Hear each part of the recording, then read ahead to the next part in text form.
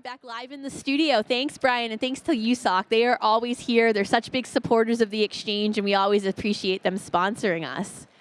Now I'm here with some esteemed colleagues from the VA and from a company called AmbiFi. And AAMI has a joint venture partnership between the VA and VISN 1, which is New England, the New England region of the VA, and a company named You're just AmbiFi. rubbing in that New England thing So again. I know, just Boston strong. Oh, yeah. So, James, why don't you introduce yourself first, who you are, and then we'll go around quickly. You all can introduce yourselves, and let's kind of dive into this project. And I think it would be beneficial if you started with an overview of what AmbiFi is. All right, so do you want me to introduce and Yes. do a quick overview? Or That'd just be great. Yes, Okay. let's do it. All right, I'll quickly start. Well, first of all, thank you for hosting. The premise of our relationship has been, 3 years ago, where we discovered each other and we decided that this platform could be beneficial to the HTM community.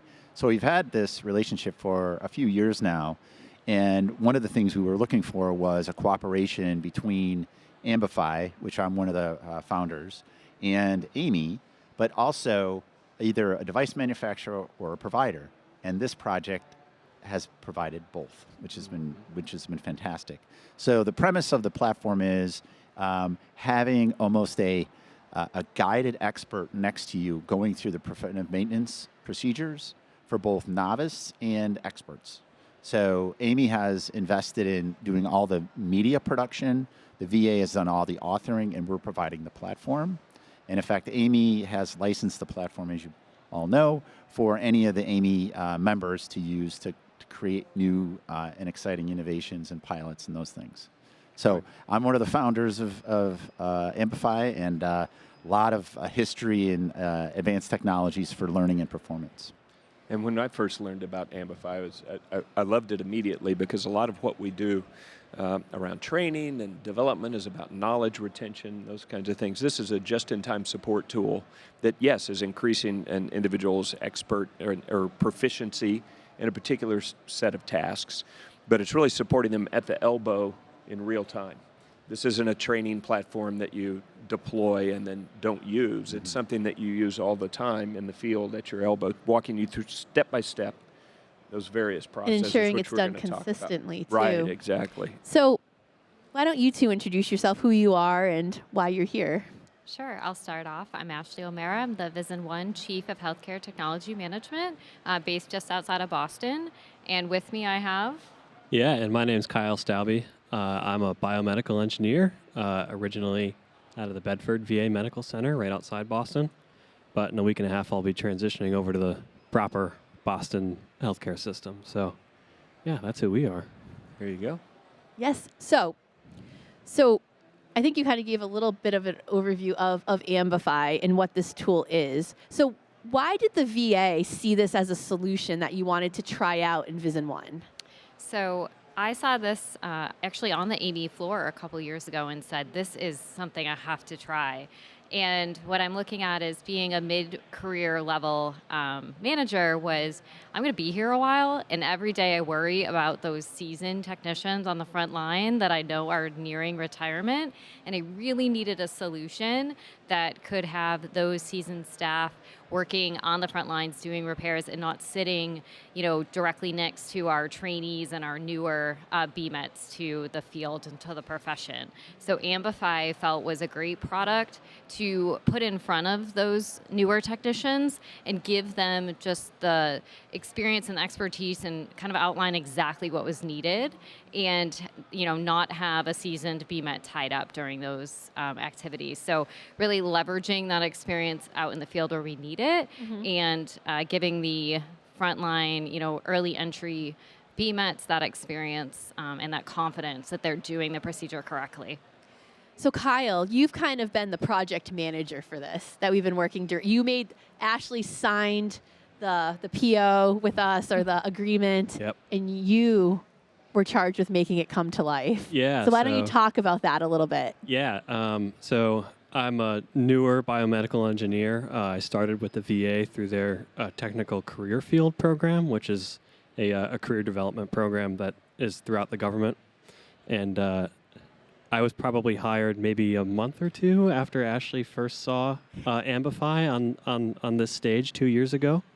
And so this was kind of my first project to see what I can do, I guess. So Got a cool first project. Yes. Yeah. And you have been phenomenal. I appreciate that. I just want to say before you, I feel like Kyle has 15 years of experience by the way you have led the project. Thank you. It was a really great execution. So I just Yeah. want you to know that. And it's been a pleasure working with you over the past Well, 6 months. And likewise, I've really appreciated the support of Amy and AmbiFi throughout this. So thank you both. But yeah, it's been cool because, in the VA, there's this process called a Cooperative Research and Development Agreement, or a CRADA, that actually our department, we've never done a CRADA before. So this was the first CRADA that HTM has done in New England. And so Wow. it really, I think to bring this to life, it needed a fresh perspective and a new pair of eyes to see what we can do to bring this forward within HTM. And so I'm glad that I was the person to have the opportunity to do that.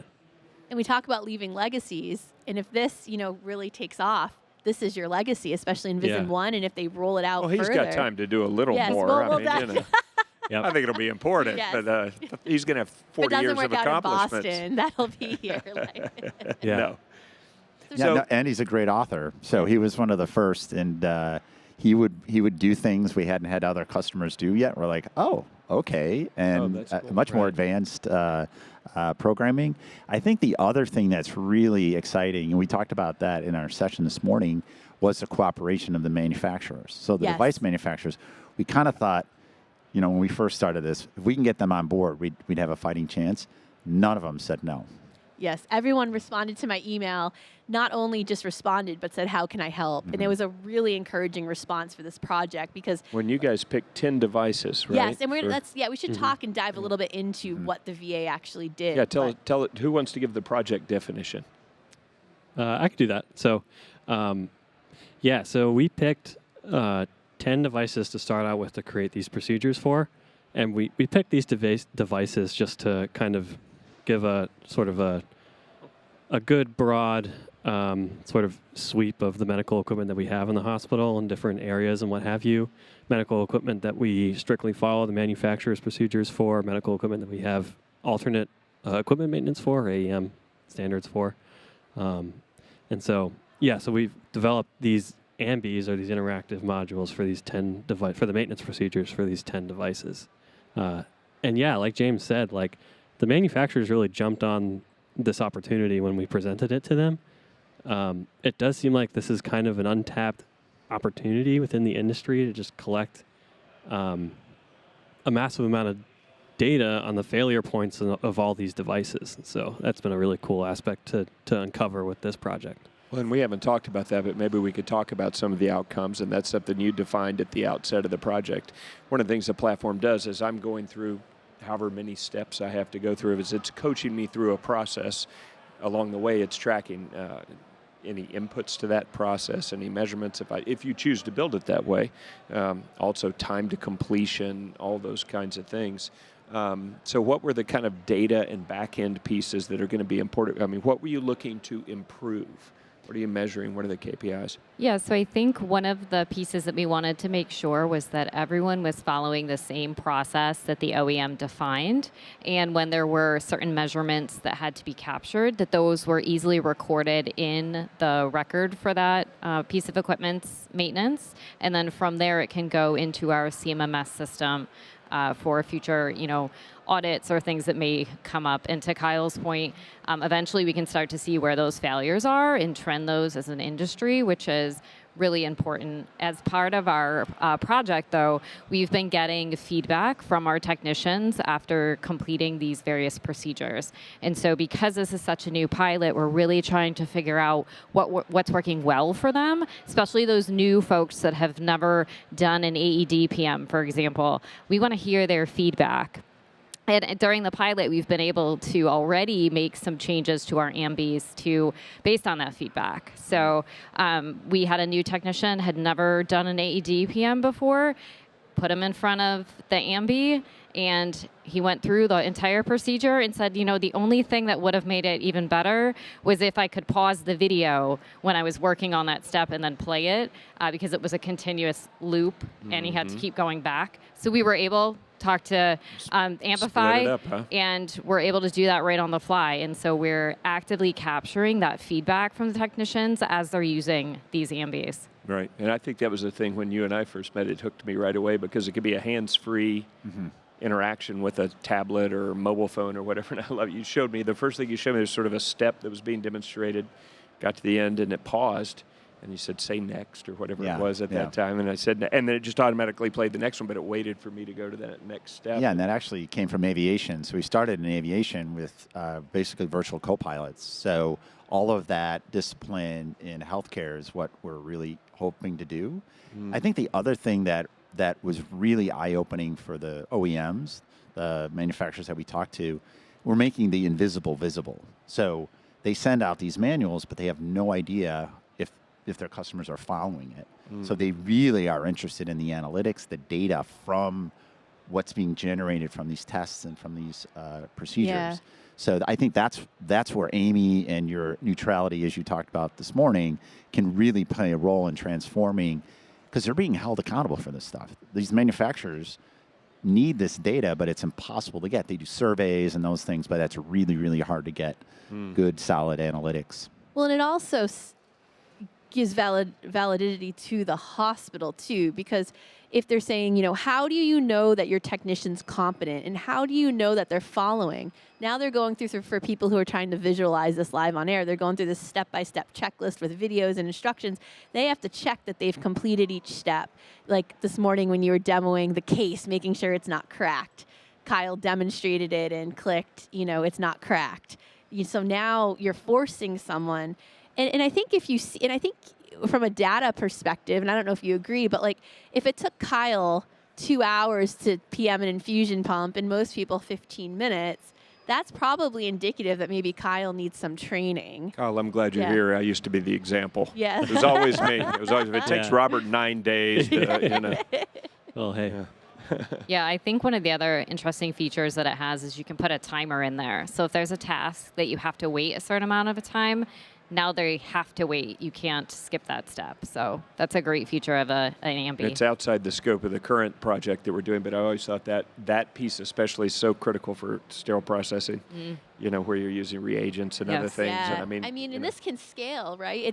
We're starting with a trial with the equipment and the preventative maintenance procedures, but there's so much more we could do with this, whether it's like standard problems you find, like an occluded line in an infusion pump. Maybe you would make a procedure for how you troubleshoot it. Like obviously sometimes no two issues are the same, but then you could go into sterilization, how you clean, like scopes and procedures like that. And I do just want to put a plug in that if you guys find this interesting that are listening, we are looking for more people to pilot and demo this. Our goal is to create a repository of these Ambis of all different types of equipment. So over time, as people acquire this, it's not like you have to build them from scratch. You're acquiring AmbiFi with this repository, but we can't do it without the help from the field. So if anyone finds this interesting and would like to demo it at their hospital, please reach out to Amy directly, and we'd be happy to get you in touch with us or James.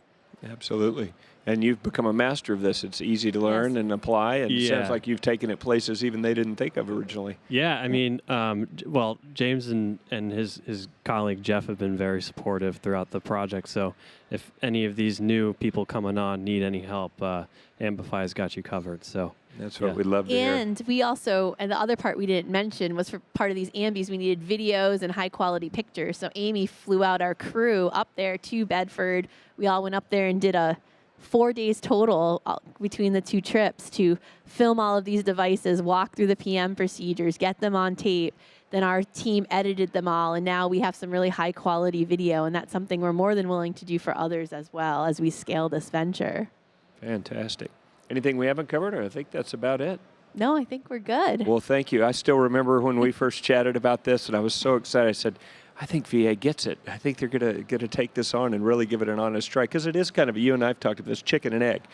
This is a tremendous platform that with the right content can really make a difference to our field. but it's hard to have. You have to have a visionary leader that says the content's not there yet, but I'll help you create that content, or we'll create it and use it. And you had the vision for this, and I remember I said, I think they get it. I think they get it. And you were really the first organization to take it up in a big way. You have a lot of clients that haven't come through this particular path, but that have gotten it, and it's exploded in healthcare. But this was our first success, and we want to say thank you because VA has been such a great partner over the years on so many ways. And you guys really are leading the field, the largest health system in the country too, right? Yes. And so to see you guys innovating is, does us very proud for our public health system there. Yeah, thank both of you, Amy and the VA. It's been wonderful working with you, and we look forward to an absolute pleasure. Rocking it here. And Robert, I just want to point out that the thought leaders you found to take this on is from Boston. You're not from Texas, are you? No, Are you from Texas? No, sir. All right, then all of you get out. All right. No, thank you very much. We really appreciate you. Such a pleasure. Thank you. Where are we?